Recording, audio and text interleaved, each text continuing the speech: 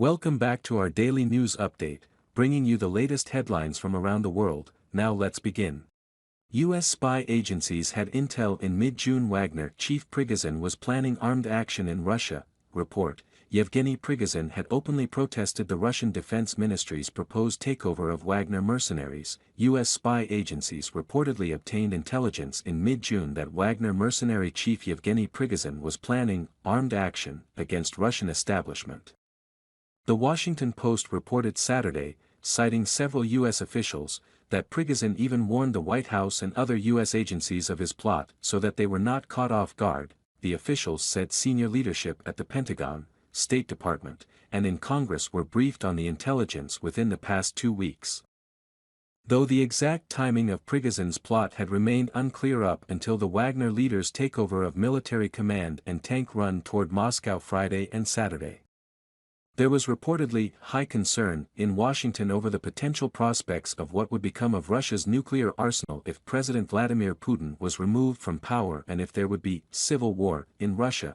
Prigozhin, referred to as Putin's chef due to his catering contracts with the Kremlin, had publicly protested the Russian Defense Ministry's June 10 order that all volunteer detachments would have to sign contracts with the government, viewing the directive as an attempted takeover of the Wagner mercenary troops who played an important tactical role in Putin's military campaign in Ukraine.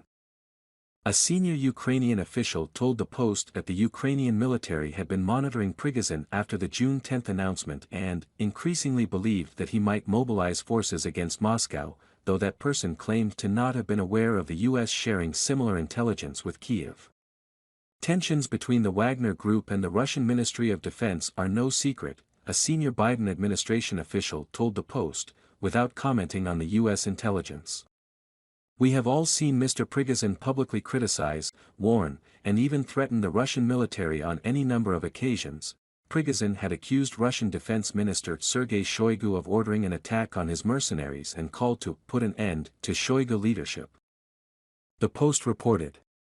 Even as his fighters moved swiftly toward Moscow on Saturday, Prigozhin did not criticize Putin directly and instead claimed his aim was to oust the Russian defense establishment which he has denounced as corrupt and incompetent, complaining that it undermined his forces fighting in Ukraine. The Associated Press noted, Prigozhin, who reportedly came within 120 miles of Moscow before the agreement was reached, on Sunday was uncharacteristically silent as his Wagner private army forces pulled back from Russian cities after a Kremlin announcement that he agreed to depart for Belarus, according to the AP, which assesses that it remains unclear whether he's actually there.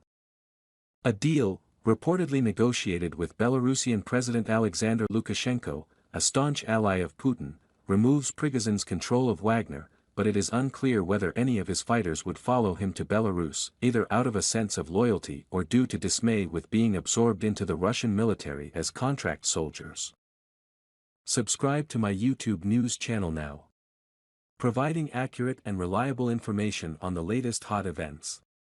Join the community for exchanging opinions and learning from each other.